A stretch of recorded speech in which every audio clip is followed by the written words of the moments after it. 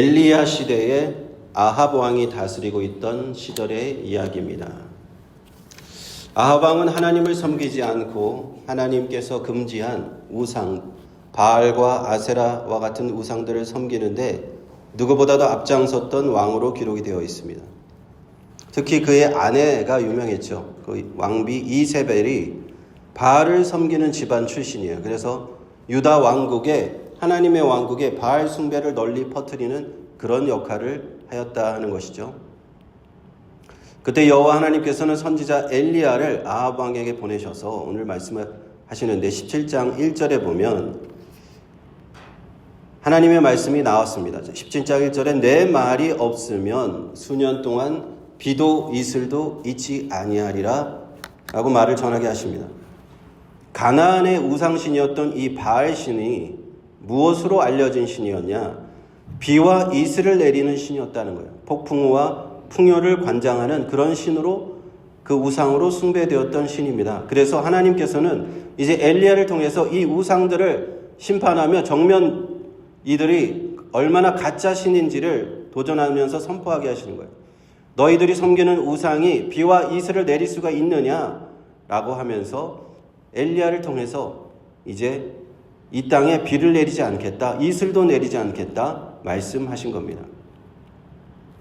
이 때문에 이 말을 전한 선지자 엘리야는요, 목숨이 위태로운 상황이 되었습니다. 아합 왕과 이세벨이 잡아 죽이려고 하는 그런 상황이 됐어요. 그래서 하나님께서는 선지자 엘리야를 위해서 쉼터를, 그 숨을 곳을 마련해 주시는데 처음으로는 요단 동쪽에 있는 그릿 시냇가에 숨으라고 말씀하셨습니다. 그곳에 가니까 그릿 시냇가에서 시냇물을 먹고 아침 저녁으로 까마귀가 떡과 고기를 가져다 주어서 거기서 수일 동안 머물면서 피할 수가 있었어요.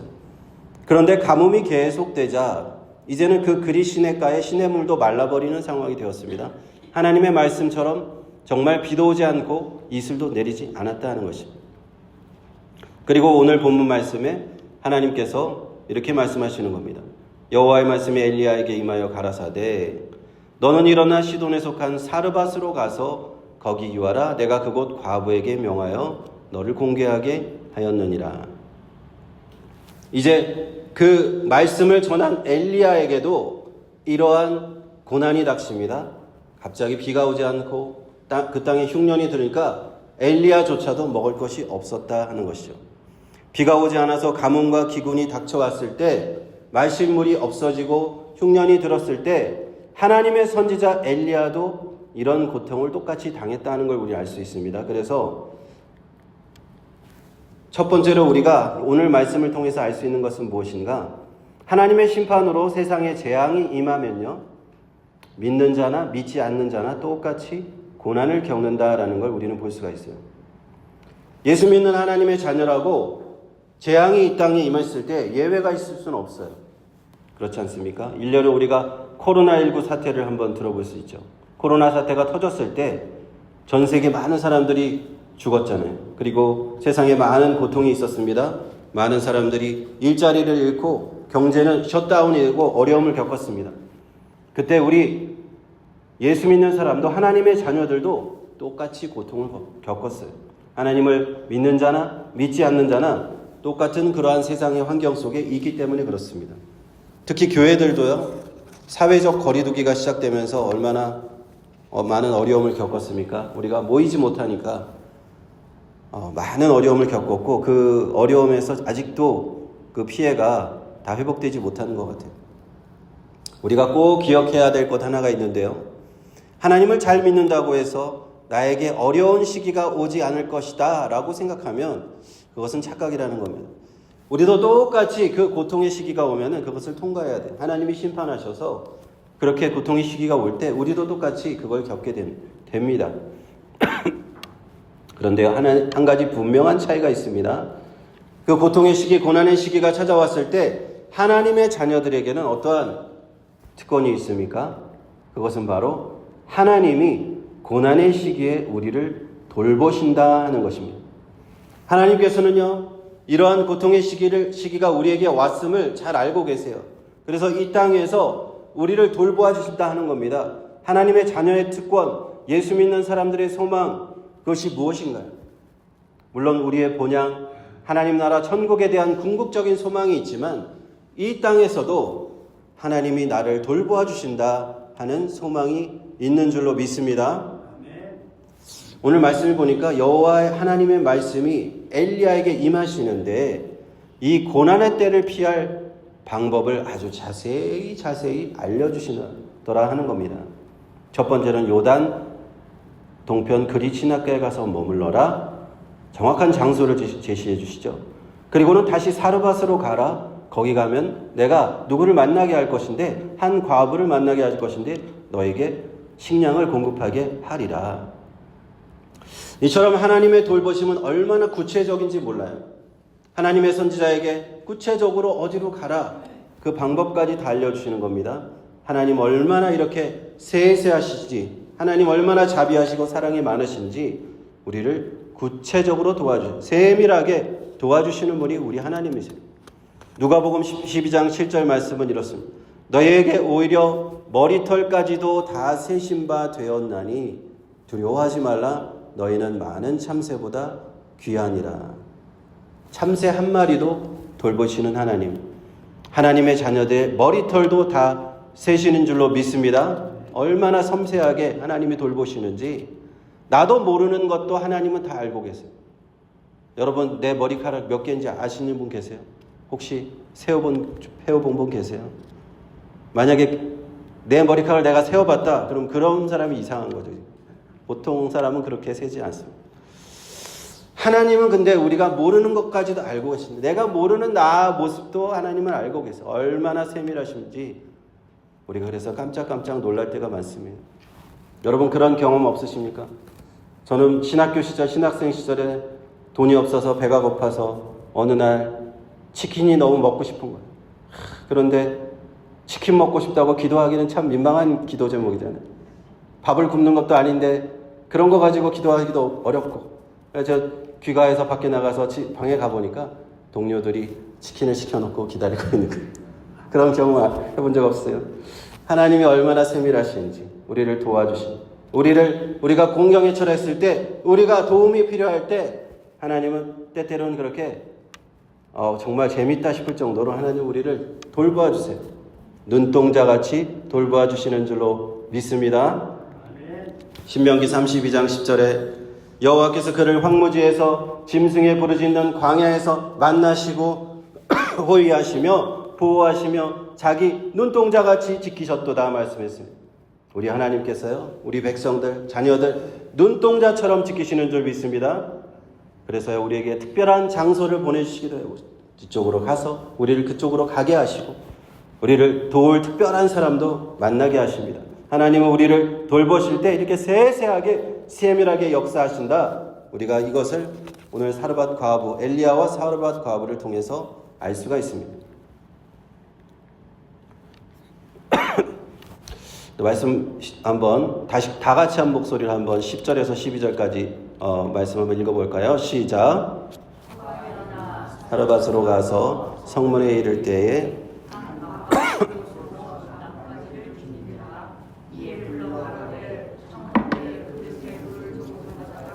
나로 마시게 하라. 저가 가지러 갈 때에 엘리야가 저를 불러 가로되 청컨대 네 손에 떡 한 조각을 내게로 가져오라.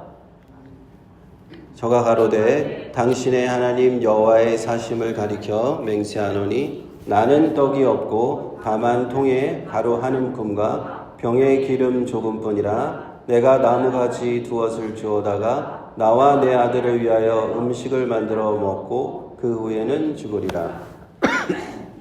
엘리야는 말씀대로 이 사르밧 지방으로 갔어요. 사르밧 지방은 이스라엘 왼쪽에 북쪽의 해안가에 있는 지방이에요. 마치 그 캘리포니아처럼 그 지중해 지역 해안가에 있는 지방인데 그 성문에 이를 때 한 과부를 만납니다. 그 과부가 바로 하나님이 말씀하시는 그 사람이었어요. 나뭇가지를 줍고 있던 그 과부에게 엘리야는 말하죠. 그릇에 물을 조금만 가져다가 내가 마시게 해달라고. 그 다음에 다시 불러서 떡 한 조각을 내게로 가지고 와달라고 요청을 합니다. 근데 과부가 하는 말은 참 예상치 못한 말이어서 떡이 하나도 없습니다. 밀가루통에 밀가루가 다 떨어져가지고 이제 한 움큼밖에 안 남았고요. 기름병에 기름이 다 떨어져서 기름 조금 남았을 뿐입니다. 그래서 저희가 나뭇가지를 이렇게 주워서 음식을 만들어 먹고 이제 죽을 날만 기다릴 수밖에 없습니다. 라고 얘기하는 거예요. 이게 어떻게 된 일입니까?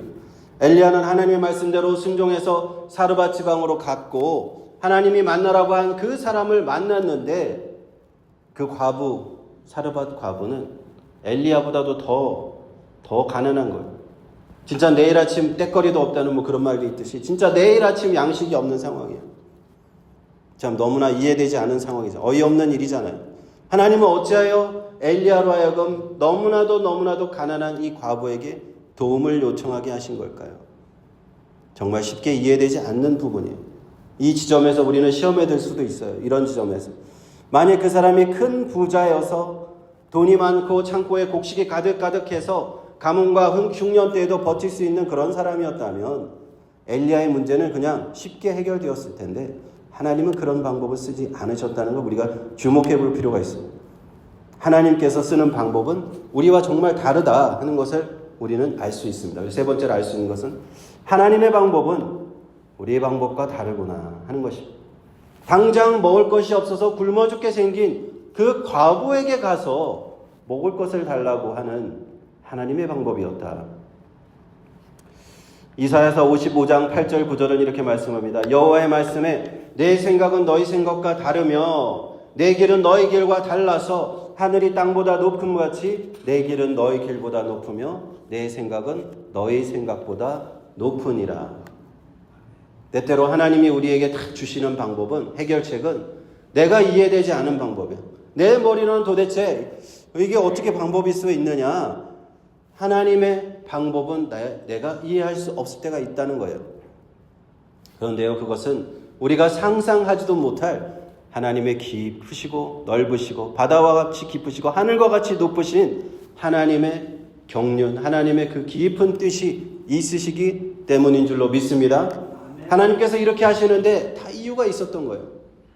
하나님께서 왜 이렇게 하셨냐? 바로 하나님이 우리를 도우신다는 것을 보여주시려고 한 거예요. 만약에 부자 여인을 만났다면 그 지방에서 가장 부자 여인을 만나게 하실 수도 있는데 그랬다면은 하나님이 도우셨는지 그 사람이 도왔는지 잘 모를 수 있어요. 그런데 하나님께서는요, 이런 방법을 택하셔서 정말 하나님이 너를 돕고 있다, 하나님이 너를 인도하고 있다는 것을 보여주시려고 이런 방법을 쓰시는 줄로 믿습니다. 13절 14절 한번 같이 한번 읽어보겠습니다. 시작.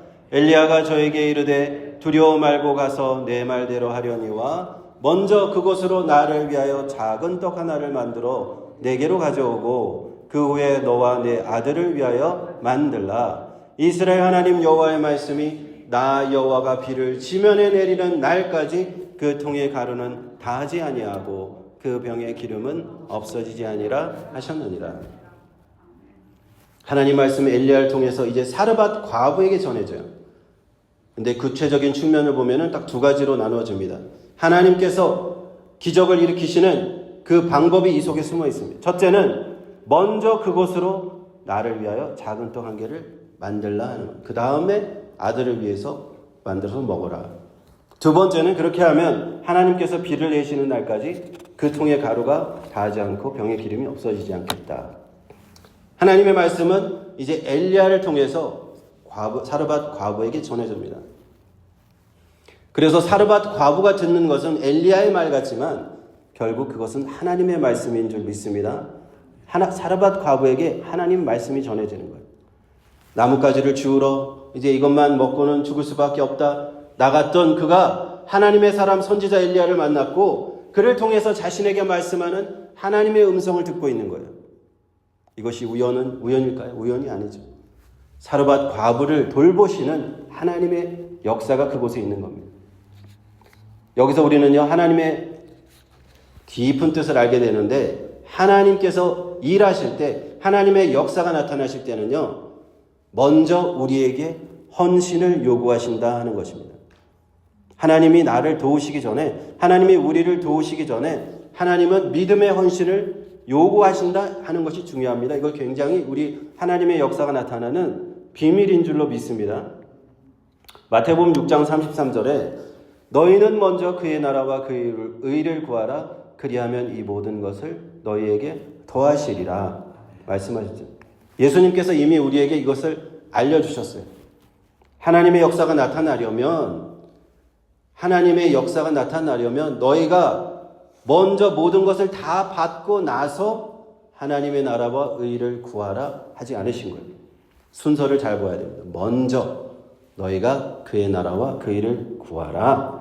그리하면 너희에게 필요한 모든 것 더하시겠다 하는 말씀입니다. 우리가 예수 믿는다는 사람, 하나님의 자녀라고 하는 사람들이요, 많은 사람들이 이렇게 말을 합니다. 하나님이 먼저 나를 도와주시면, 나의 먼저 이런 문제를 해결해 주시면 내가 하나님의 일을 하겠습니다. 하나님이 먼저 나의 이런 상황을 극복하게 해주시면 제가 하나님을 위해서 섬신하겠습니다. 제가 교회를 위해서 일하겠습니다. 제가 헌금도 많이 하겠습니다. 라고 하는 사람들 많이 있습니다. 그런데 여러분 잘 보셔야 돼요. 순서가 바뀌었어요. 먼저 해야 될 쪽이 하나님인가요? 아니면 우리인가요? 우리가 먼저 헌신해야 한다는 말씀입니다. 하나님이 역사하시려고 하는데, 하나님께서 일하시려고 하는데, 하나님의 역사를 보려면 내가 먼저 거기서 하나님께 믿음을 보여야 된다라는 말씀입니다. 이 말을 믿으시면 아멘 하시기 바랍니다. 하나님께서 사르밧 과부에게 먼저 하나님의 사람 엘리야를 도우라고 하신 거예요. 마지막 남은 밀가루와 기름을 가지고 얼마 남지도 않았는데, 풍족하지도 않은데 하나님의 종을 위해서 먼저 써라. 내가 먼저 다 쓰고 남은 것 드리라고 하셨습니까? 아닙니다. 내가 가지고 있는 그것이 양이 얼마든지 간에 순서가 중요하다는 거예요. 먼저 하나님 나라를 위해서, 의를 위해서 쓰라는 거예요. 사르밧 과부의 경우에는요, 선지자 엘리야를 먹이는 거예요.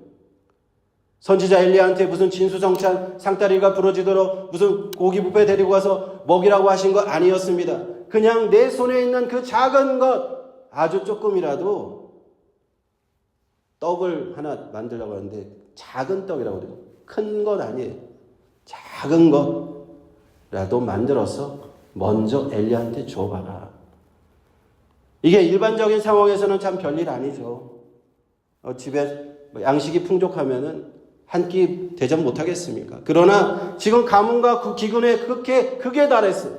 굶주림에 죽어가고 있는 상황에 나도 지금 너무 굶주려서 배가 고프고 내 아들도 굶주려서 죽어가고 있는 상황에서 먼저 작은 떡을 만들라는 것, 그리고 드리라는 것 쉬운 일 아니었습니다. 그런데 하나님께서는 이 극도의 열악한 상황에서 사르밧 과부에게 먼저 헌신하는 믿음을 요구하셨다 하는 것을 기억해야 됩니다. 그런데 놀랍게도요, 이 사르밧 과부는 그 말씀에 순종을 합니다. 믿음으로 순종합니다. 그것은 죽기를 각오한 순종입니다. 때때로 이렇게 생각이 들어요. 하나님은 도대체 왜 이렇게 하시는 걸까요? 하나님은 왜 이런 먼저의 헌신을 우리한테 요구하시는 걸까요? 제가 곰곰이 생각해 보니까 하나님이 이렇게 말씀하시는 것 같아요. 사랑하는 자녀야, 아들과 딸들아, 내가 이 우주 만물을 다스리는 하나님이라는 것을 정말로 믿고 있느냐? 믿음으로 내 말에 순종할 수 있겠느냐? 하고 말씀하시는 것 같아요. 하나님께서는요, 우리의 믿음을 보고 싶어 하시는 것 같아요. 믿음의 순종을 보고 싶어 하는 것 같습니다. 그래서요, 우리의 삶에서 하나님의 기적이 나타나는 걸 보려면, 하나님이 역사하시는 걸 보려면요, 말씀에 먼저 믿음으로 먼저 헌신하는 믿음이 있어야 될 줄로 믿습니다. 할렐루야. 그렇게 될 때 15절 같이 한번 읽어보겠습니다. 15절 16절. 저가 가서 엘리야의 말대로 하였더니 저와 엘리야와 식구가 여러 날 먹었으나 여호와께서 엘리야로 하신 말씀같이 통의 가루가 다하지 아니하고 병의 기름이 없어지지 아니하니라. 하나님의 말씀 그대로 이렇게 믿음으로 먼저 헌신했더니 하나님께서 기적을 보여주세요. 기적적인 방법으로 역사하셨습니다. 어떻게 그 통의 가루가 다하지 않을 수 있습니까? 병의 기름이 없어지지 않을 수 있습니까? 하나님께서 역사하신 거예요. 하나님의 역사는 그렇게 나타나는 겁니다. 그래서 수일 동안, 수년 동안 가뭄과 기근에서 사르밧 과부의 집도 엘리야도 무사히 살아날 수 있었다는 겁니다. 오늘 우리가 이 말씀을 통해서 깨닫는 것은 무엇입니까? 첫째로는요, 세상에 하나님의 그런 재앙이 내릴 때, 하나님의 심판으로 인해 하나님의 재앙이 내릴 때 우리도 같이 고통당할 수 있다는 겁니다. 어떠한 형태건 세상의 경제적이건 육체적이건 정신적인 어떤 이러한 어려움이 있을 때 믿는 사람도 동일하게 고통을 당할 수 있다는 것입니다. 엘리야도 굶주릴 수밖에 없었다는 사실 우리 기억해 볼 필요 있습니다. 그래서요, 우리는 내게 혹시 고난이 닥쳐오는 순간이 있으면은 이상하게 생각할 필요도 없습니다. 하나님을 원망할 필요도 없습니다. 우리는 그때, 이때 하나님이 나를 또 도우시겠구나. 엘리야와 사르밧 과부를 도우신 하나님이 기적적인 방법으로 나를 도우시려고 또 이렇게 나에게 고난을 주셨구나 하고 믿음으로 주님을 붙들어야 될 줄로 믿습니다. 이제는 또 기대를 할 수 있게 돼요. 믿음이 성장하게 되면 그런 어려울 때마다, 나에게 갑자기 어려움이 찾아올 때마다 내가 하나님을 기대하게 됩니다. 하나님 나를 이번엔 또 어떻게 도와주시려고 이런 어려움을 나한테 주셨을까? 두 번째는 우리가 기억해야 할 것은요, 세상에 고난이 당했을 때 우리 예수 믿는 사람, 하나님의 자녀들은 세상 불신자들과 분명히 다른 점이 있습니다. 그것은 그 순간 하나님의 도우심이 있다. 하나님의 세세한 도우심, 세밀한 도우심이 있는 줄로 믿습니다. 우리의 머리털도 다 세시고 하나님 우리를 나보다도 더 잘 알고 계시기 때문에 우리는 전혀 낙심할 필요가 없어요. 하나님은 내가 알지 못하는 방법을 보여줄 겁니다. 내가 알지 못하는 장소를 가게 하시고 내가 알지 못하는 사람도 만나게 하실 수 있습니다. 그리 시냇가에 본 엘리야를 보내시고 사르밧의 과부를 만나게 하신 하나님을 생각해 보십시오. 그렇게 하나님께서 저와 여러분에게 역사하실 줄로 믿습니다. 때때로는 하나님의 방법은 내 방법과 다릅니다. 내 예상과는 달라요. 부자 여인 만나게 하신 거 아니잖아요. 그런 어려운 사르밧 과부를 만나게 하신 것은 하나님의 방법은 내 방법과 다르지만 내가 믿음을 잃지 않고 하나님을 의지하면 되는 줄로 믿습니다. 마지막으로 우리가 꼭 기억해야 될 것은 무엇인가? 그것은 하나님의 역사가 나타나는 이 놀라운 비밀, 먼저 헌신하는 믿음입니다. 한번 따라해 볼까요? 먼저 헌신하는 믿음. 이것을 통해서 하나님은 역사하신다. 엘리야를 통해서 사르밧 과부에게 전해진 메시지 단순한 메시지였어요. 그러나 믿음이 없이는 순종하기 힘든 메시지. 먼저 하나님에게 우선순위를 둘 수 있겠니? 먼저 헌신할 수 있겠니? 너가 지금 먹을 것도 없고 너가 지금 아들과 함께 굶어 죽어야 하는 마당인데 너가 가진 것 작지만 먼저 엘리야에게 줄 수 있겠니? 죽음을 각오하고 그렇게 하나님을 위해서 먼저 헌신할 수 있겠니? 라고 주님은 물어보시는 겁니다. 먼저 그 나라와 의를 구할 수 있겠느냐? 라고 주님은 저와 여러분에게 물어보시는 겁니다. 저도 이 말씀을 참 많이 묵상하고 설교도 많이 했었는데 최근에 이 말씀의 깊이를 좀 깨닫고 있어요. 이것이 정말 이렇게 그냥 듣기 좋으라고 하는 말씀 아니구나. 이 말씀에 정말 힘이 있는 말씀이구나 제가 많이 느꼈어요. 은퇴하신 어떤 목사님을 만났는데 10년 동안 아프리카 선교사로 갔다 오신 목사님인데 고생을 너무 많이 하시고 그런 고생을 하셨는데 하나님은 그걸 잊지 않으셨더라고요. 그 두 자녀가 얼마나 잘 되는지 제가 구체적으로 말씀을 드리기는 좀 뭐하고 보통 제가 목사님들 자녀들 좋은 대학 합격했습니다. 어디 가서 이렇게 잘 됐습니다. 그런 얘기들 많이 들었는데 그 목사님 자녀들은 제가 상상할 수 없는 그 정도의 은혜를 받았더라고요. 그래서 정말 하나님을 위해서 헌신하였더니 먼저 그 나라와 그 의를 구했더니 그 자녀들을 어떻게 도우시는가 제가 그것을 보고 좀 충격을 받았어요. 이 말씀 정말 이것은 하나님 살아 역사하시는 말씀이구나. 저도 목회자니까 아무래도 그런 분들을 보게 되잖아요. 목사로서 목회로 헌신하면 하나님이 어떻게 내가 돌보지 못하는 것, 내 자녀와 내 가정을 어떻게 돌보아 주시는가? 하나님께서 이 말씀을 통해서 저에게 또 한번 깊이 깨닫게 하신 것 같아요. 먼저 너의 믿음을 보이라. 하나님이 우리에게 요구하시는 것 단순한 겁니다. 작은 믿음 보시려고 하는 겁니다. 작은 떡 하나 보시려고 하는 거예요. 그 순종하느냐? 사르밧 과부에게 그것을 보려고 하시는 겁니다. 그때 우리는 하나님의 기적을 보는 줄로 믿습니다. 하나님의 말씀 저와 여러분에게도 동일하게 지금 전달되고 있습니다. 이 말씀 살아있고 역사하는 말씀이에요. 먼저 헌신하는 믿음으로 순종할 수 있겠냐? 예수님이 이렇게 우리에게 말씀하시는 줄 믿습니다. 저와 여러분의 삶에 놀라운 기적적인 하나님의 역사를 보려면 하나님의 말씀하시는 대로 작은 순종, 믿음의 순종으로 우리 함께 주님 앞에 나가야 될 줄로 믿습니다. 기도하겠습니다.